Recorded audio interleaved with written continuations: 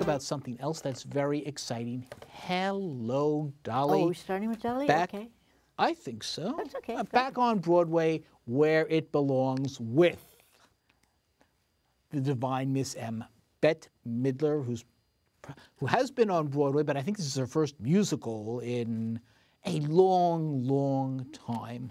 I don't think she's been on in a musical since Fiddler on the Roof. Yes, I mean, she had her act. Yeah, but she had Art or Bust. Right, but not in an act. I think you may be right. So this is, of course, the Jerry Herman musical with the very famous number "Hello, Dolly," etc. back. And the first thing I have to notice is, boy, do I miss overtures. I've been noticing that with several of the revivals that we've had. They're a lovely way of. I mean, the score just bursts out into the theater. This is directed by Jerry Zaks, and I did not see the original Hello, Dolly, but I saw two Carol Channing revivals on Broadway, and it's pretty much, as far as I can tell, a fairly, for lack of a better word, traditional presentation. But that doesn't mean it's stale. It feels fresh, and it feels wonderful. And Bette Midler, she just comes on like gangbusters in the title role. But she finds it's hard for her to sustain it for the whole show. You know, as the show went further, I mean, she comes out, she does the opening, the first number, I put my hand in, and she's wonderful. And she does the title number, and the audience is loving her, and she loves them, and they love her for loving them, and it's a big love fest. But every now and then, she runs to the side of the stage, and she makes it part of her shtick. She puts her hand on the side, and she breathes heavily. Now, I'm a woman of a certain age. She's a woman of 70. And I know what it's like to have to suddenly stop and take a deep breath sometimes, even if I'm just talking and not singing. But, you know, I understand that, and I feel for her. The difference between what she's doing and what Miss Close in Sunset Boulevard at the same age is doing is that she's got the chops. She just has to, you know, slow down a little bit. Well, there are times when her voice doesn't quite... She's got a little bit oh, what is her name? Patti LuPone going on there. There's a bit of a nasality that she gets every now and then in a number or two, but it didn't bother me. I didn't care. To me, I did, because this is not a complicated score per se. You know, Carol Channing was a great musical comedy performer, but her range was not. But she was a soprano, and Bette Midler's not. So Carol Channing was a soprano. Yeah, she could go way. She could belt, really? but she could also hit the higher notes. Yeah, I never heard her do that. You didn't listen to the album? Yes. Okay. The notes are there. Okay, well, maybe I'll have to re-listen. You sure you're not listening to the Pearl Bailey version? No, very funny. Pearl Bailey didn't own a soprano. But what, you know, what's interesting, there was one particular scene that bothered me, and I don't know if we saw it on the same night or not.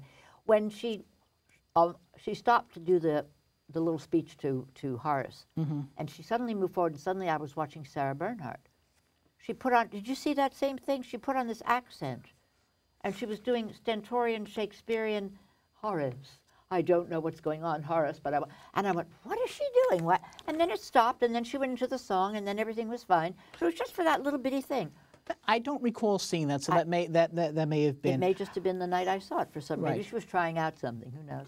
Could be. Look, it's live. How can I say anything bad about Bette Midler? Right. Yeah, that's the thing. It's Bette Midler. You know, even if there are hiccups in the performance, and I have to say there are. It's still Bette Midler, and you're going to love her. There's a surprise in the show. Oh. And to me, that's David Hyde Pierce. Really? Because it's so out of his wheelhouse. Yes. To play Horace Van de Gelder, the man who has hired Dolly to find him a wife, but who Dolly has set her sights on. Yes.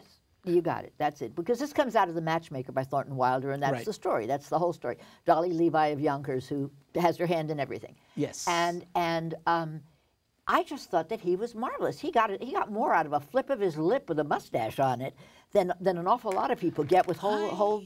I don't know. I mean, Horace is a very blustering character. That's what I saw. And maybe because he's just so slim, I didn't bluster to be slim. I know, but it just did that, it did come out, and his accent just.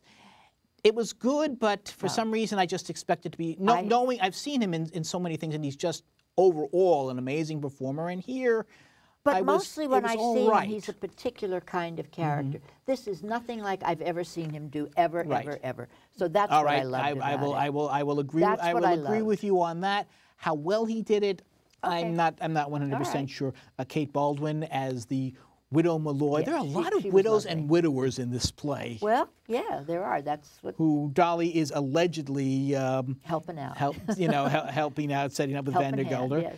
And also Benny Feldstein as her assistant, Minnie. I think. Yeah, that was an interesting choice. And of course, Gavin and a very good one. Yes, it was. It turns out. Surprising, but very good one. And Gavin Creel, whom we've seen in many shows, including Mary Poppins, I believe. Was he not in Mary Poppins? I do not recall, but he certainly he plays Vandergelder's head clerk. I thought he was in the Dick Van Dyke role in Mary Poppins. Not sure. But anyway, Taylor Trench as his very funny. As the assistant. Very funny. Also, but the musical, the set, the atmosphere, for lack of a better word, it is Technicolor. And it just brings you back. It was cotton candy Technicolor. It was, it was even better. Like 70s Technicolor in movies. I would think more 60s, or even 50s. Okay. On that, but it's just it reminds you of why we love this musical. And I thought, oh, they're going to have to update it. They're going to have to do. They really have not. And it works. The choreographer did put a couple of spins on it. I mean, I recognized, even though I haven't seen it myself, I know which is Agara Champion's choreography. You can't mistake with the things that he did. But Warren Carlyle did do a couple of things that I thought were quite lovely, and there were a few little tinkerings here it's not, scene for scene, but it certainly invokes that feeling, and it still works. And, look, Bette Midler, when are you going to get that chance? On the other hand, I said that with Angela Lansbury when she was... And you got that chance. and she's been back and back, so maybe we'll see more of Bette. But in the meantime, there is Hello, Dolly. I think 3 3/4. Oh, I would give it 4 just for fun. I mean, the fun it is certainly factor fun. Is way you up, might nudge me there. up to fun. Okay, well, nudge him up to fun, guys. Okay, 4 for that then.